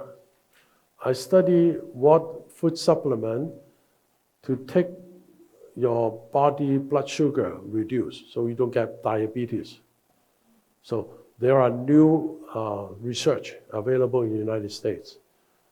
And I buy them and bring to people who are leaders, who are old. I say, this is good for you, you live longer. They have to be happy longer. And this will take care of your blood sugar. So that's what I do. Anything else? Oh, we have 10 minutes.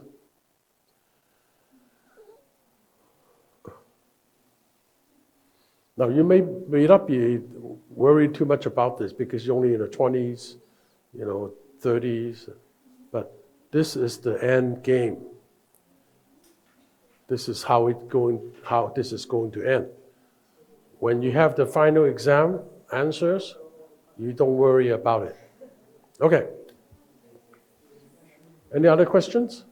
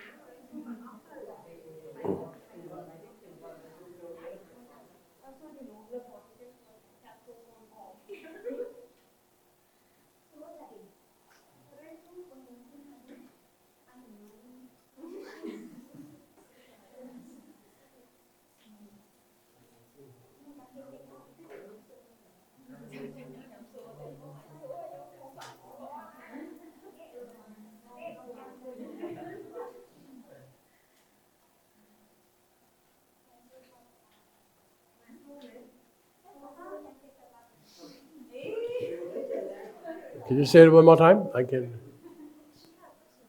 Yes, please. Ask the question.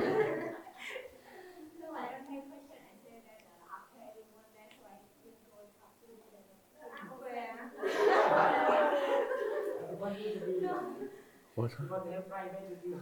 What's that? Say Private time with you. private time. Oh, okay. That's why I said that it's unfair. We ask for everyone, and then she said that she has a question for you, but only you and her.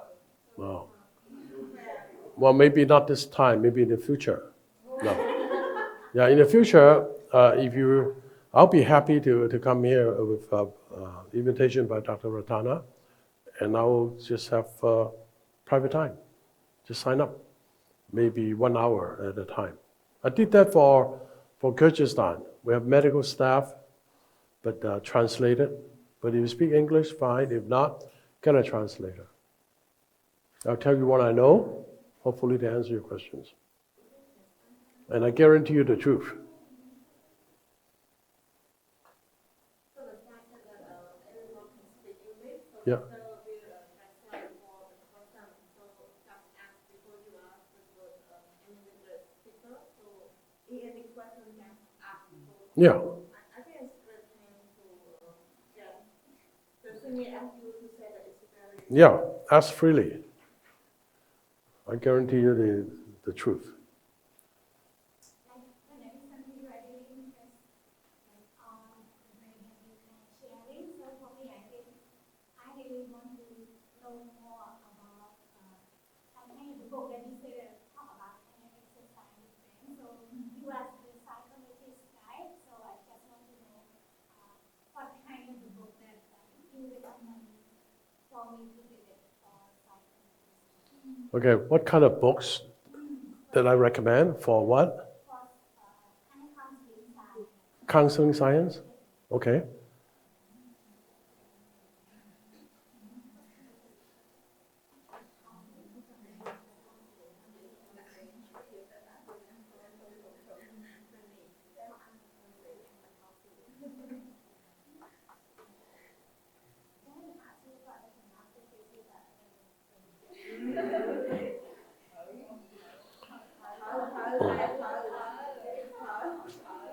Now, in terms of counseling,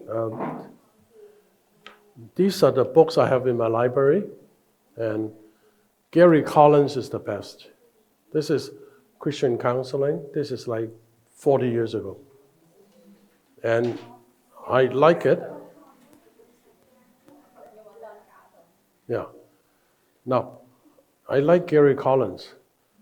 I want to be like him. He founded Christian counseling. Now, he lives in Chicago, and he wanted psychologists to serve in Asia. And he did not get his wish fulfilled.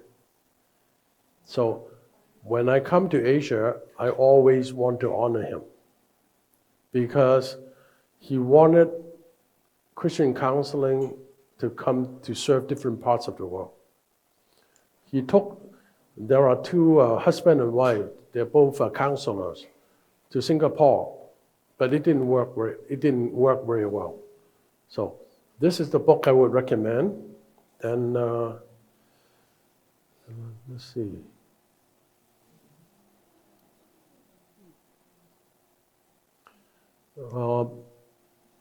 Solution focus, and I would say probably this more than the others. But these are the two classics. Marriage and family counseling, this is good. This is from Tim Clinton, which is AACC. And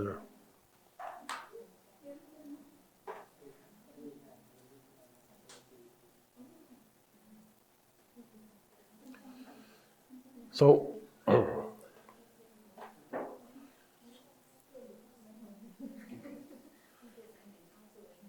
now look at the content. Introduction, prominent issues, developmental issue, interpersonal, identity, family, control, concluding issues. Meaning all kinds of problems and discussed with a Christian perspective. But Gary Collins founded Christian counseling. In other words, what are the basics? Changes, counselor, church, community, core of counseling, legal and ethical issues. This is very classic.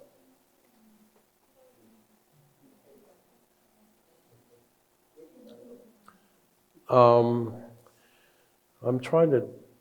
actually directing a master's degree in clinical counseling in the United States. But it's all Chinese. It's online for people in China. But it's very cheap because a 3-unit course is only $650 US. And you need 60 units to graduate.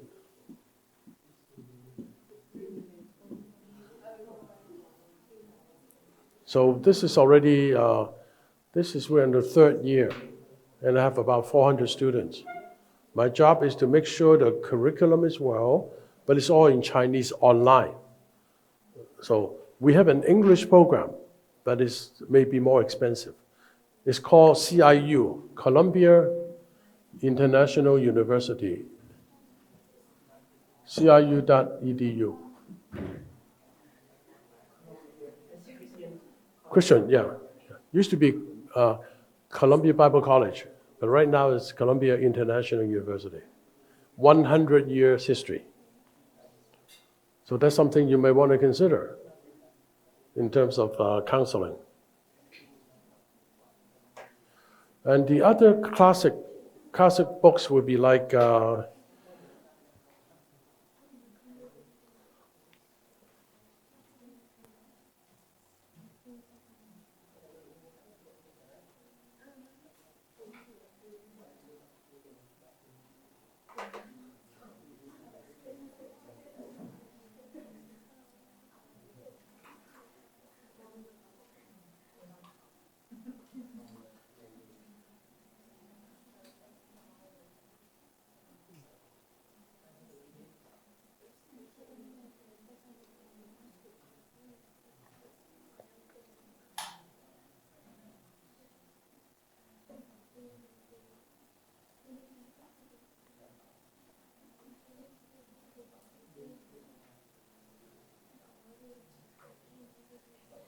well, this is something you're very familiar with. It's Gary Chapman's.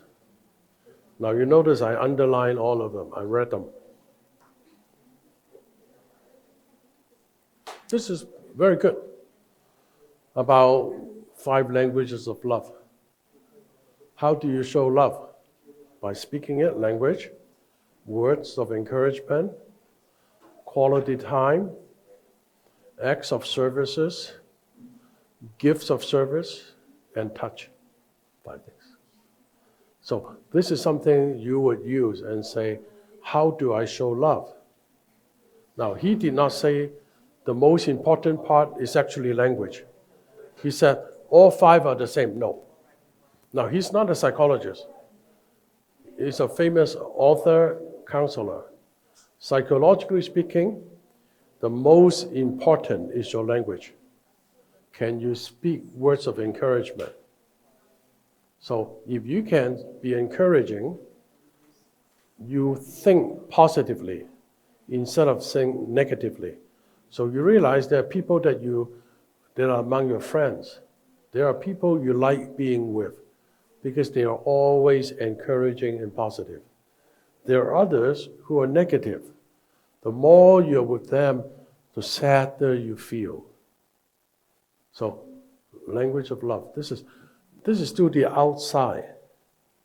Outside meaning the behavior. I am interested in how the inside works. What makes you optimistic? So, in terms of psychology, I would recommend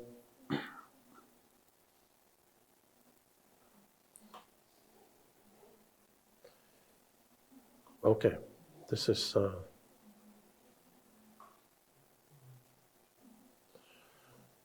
this is about mindset, Carol Dweck, Stanford. Very easy to read. You know, how you can take care of your potentials. It's about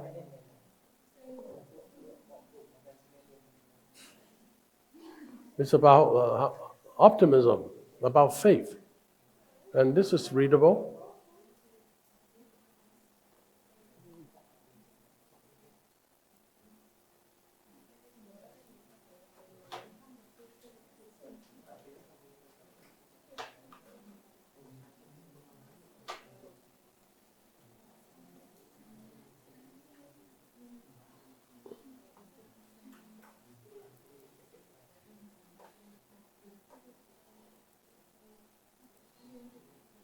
Now, if there is one book I recommend, this is the book.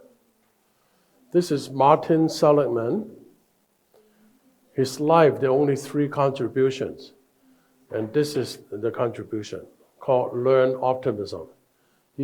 I don't think he's Christian.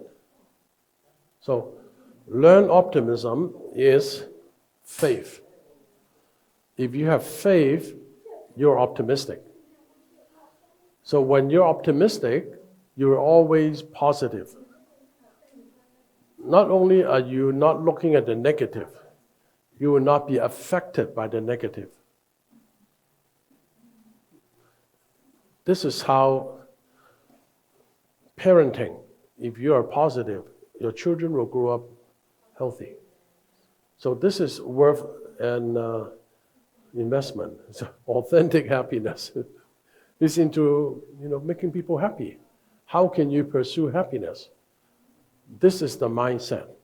Carol Dweck's mindset is just the outcome, but this is the inside. At the end of the day, I show you the book by Tim Keller. That is the inside, the root.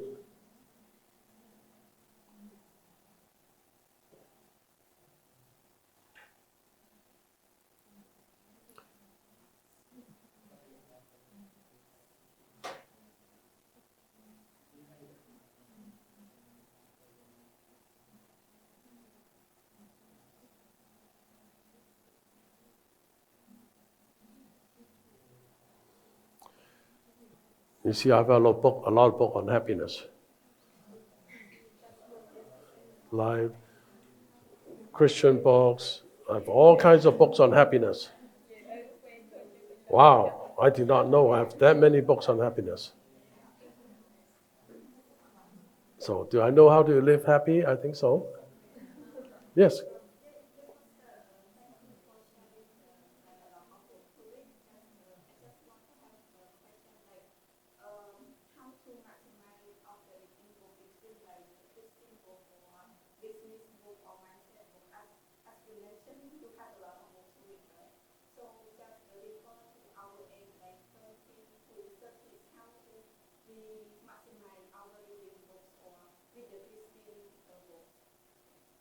Okay, we're 20 to 30. How to maximize what?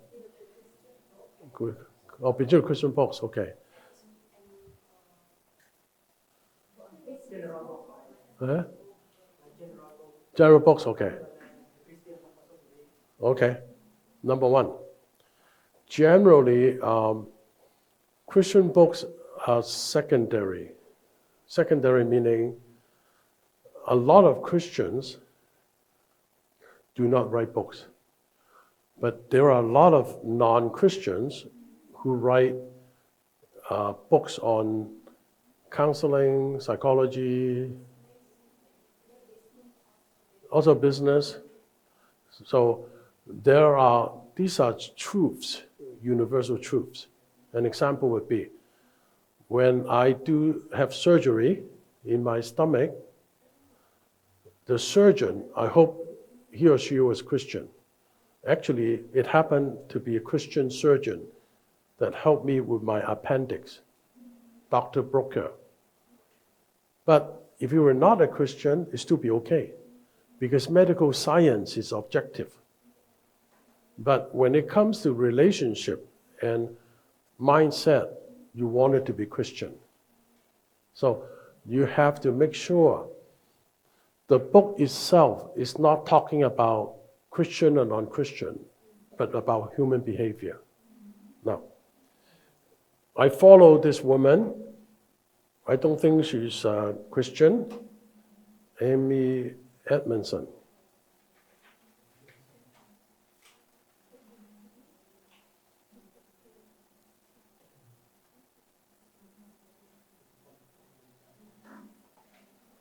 Okay, this is the book, Fearless Organization. And this is one of the classics of how organizations can perform well. But, I have a lot of these HBR, Harvard's Business Reviews. They're not Christians, but the content is very good. Some of the authors are Christian, some are not. But the basic principle is the same. Now, this is the newest of Amy Edmondson. You notice this is the right kind of wrong. This is the original book. Right on the left of it, a workbook for the right kind of wrong. Same title. Why? Because I want to read the workbook because it's easier, simpler, summary. I pay more money, but I get the most out of the book. If I can buy knowledge, I want to buy. Because when I learn what is good, I bring to you all, and you have the best. For example, the right kind of wrong, I'm very confident most of the Christian in leadership may not have heard of it. I think maybe last time I was here, I was talking about Fearless Organization. You heard of them. But this is her latest book. Then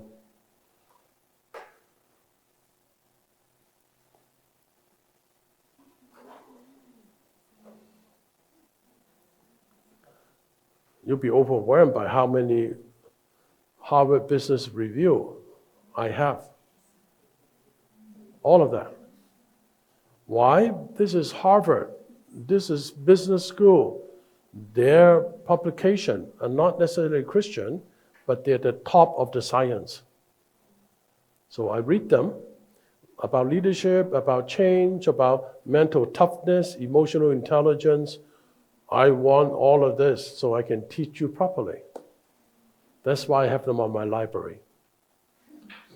I spend a lot of money on the library because I want to exercise my brain to live longer, to be sharp and not decline, number one, for myself. Number two is, I love new language. I now love new science. Wow, I want to stay on top of it. I'm excited. When I go on an airplane, I will say, what is the newest thing I want to read? So, okay, this is time, so may I say goodbye to you? And hopefully in the future we'll meet again. Okay, let's pray. Our Heavenly Father, we're so thankful for what you have done in our lives, especially the blessing you have bestowed upon Crossroad Church of Cambodia, under the leadership of Pastor Ratana and many others. And be with our leadership so we can be healthy, full of vision, so our mission of ministry can be effective.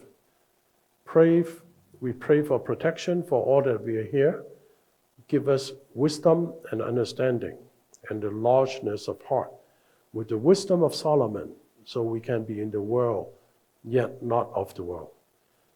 Bring the power of Jesus in us so we can live like Christ. And we pray that you could help us with abundance, with what we have, and open doors so we can share what we have with others, so your name can be made known. We return all glory to you. We pray in the name of Jesus. Amen. Hope to see you again. Bye.